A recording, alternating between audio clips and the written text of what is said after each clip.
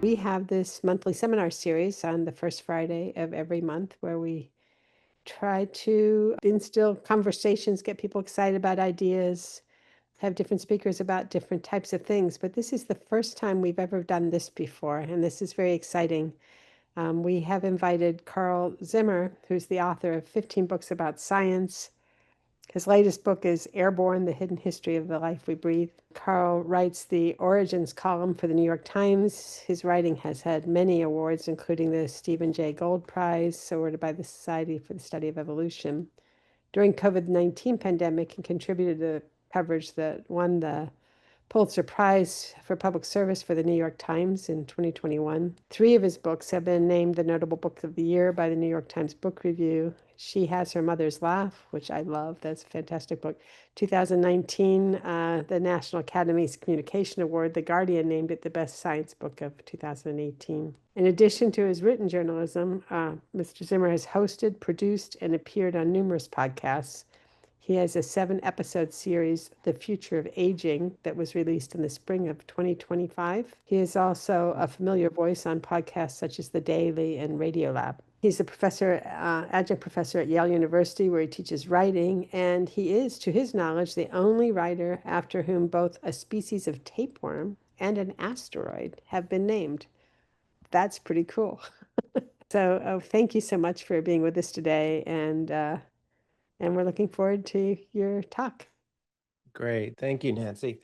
How many viruses are there? That is a hard question, obviously, because no one's going to go out and count them. But scientists have, done some back of the envelope estimates, and this is the number they come up with: 10 to the 31st power. How you even try to explain that number is, I struggle with that. One way that some scientists have done it is they just came up with this fun thought experiment. Viruses are incredibly tiny, but what would happen if you stacked all the viruses on Earth one on top of the other?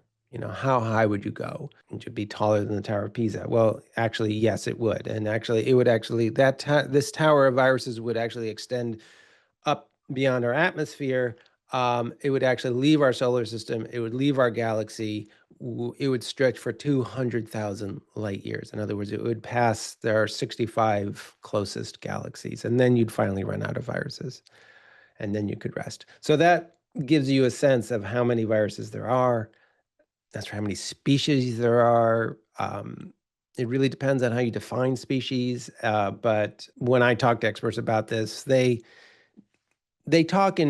use words like trillions. Like there might be a trillion species of viruses on Earth. The diversity is vast, so that really, like, every time scientists prospect new viruses, most of the genes aren't a close match to anything we've seen before. So just get back to the title of my talk. How do we survive on a planet of viruses? I think that it can be really helpful to really reckon with this emerging reality of viruses and think about what it means to our, to our ecosystems and to ourselves. And one thing to do is to really respect the fact that our inner ecology is part of this planetary ecology of viruses. This is an article I wrote earlier this year about something called the Human Virome Project, which is setting out to do an unprecedented mapping of the diversity of viruses inside of us. It's a huge effort. We know already, as this 2021 diagram shows, that there are lots and lots of different viruses throughout our bodies, and there are a lot of them. Every milliliter of saliva has hundreds of millions of these VLPs, virus-like particles. So they're everywhere. And I should point out, like, this is a diagram of a healthy person. This is not disease. We think about viruses in terms of disease because most of the discoveries we made about viruses historically have been someone is sick, we look for the cause, it's a virus. So you don't really look for the viruses that are just hanging out and maybe are doing beneficial things for us. And so, this diagram, I think, that just came out recently, I think is a nice way of understanding that we have an existing ecosystem of viruses when we're healthy. Diseases may bring in new species of viruses like rabies or smallpox, but also on top of that will create changes in the ecosystem in the viral ecosystem inside our bodies. And I'm not just talking about, so there are viruses like viruses that infect our own cells. It doesn't seem like they're really pathogenic at all. It might be beneficial. Diseases seem to change their abundance. Also, most of the viruses inside of us are not actually infecting us. They are phages that infect bacteria, and we have lots of bacteria inside of us. And those phages are probably, helping ecologically to keep us healthy by managing our microbiome.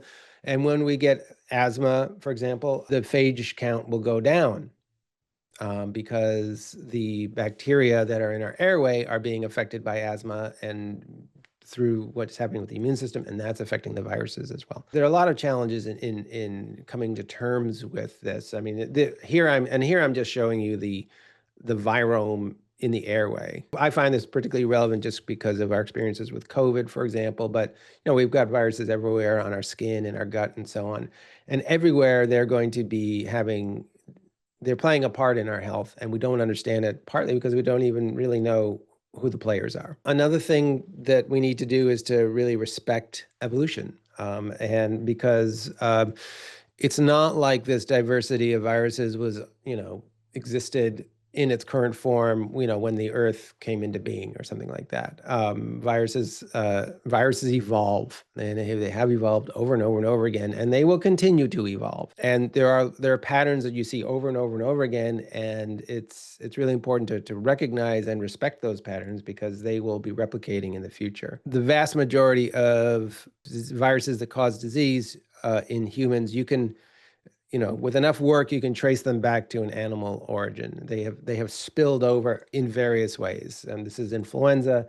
There's huge diversity of influenza viruses in birds. And every now and then, one of them spills over into mammals. That could be cows or cats or dogs or elephant seals and humans too.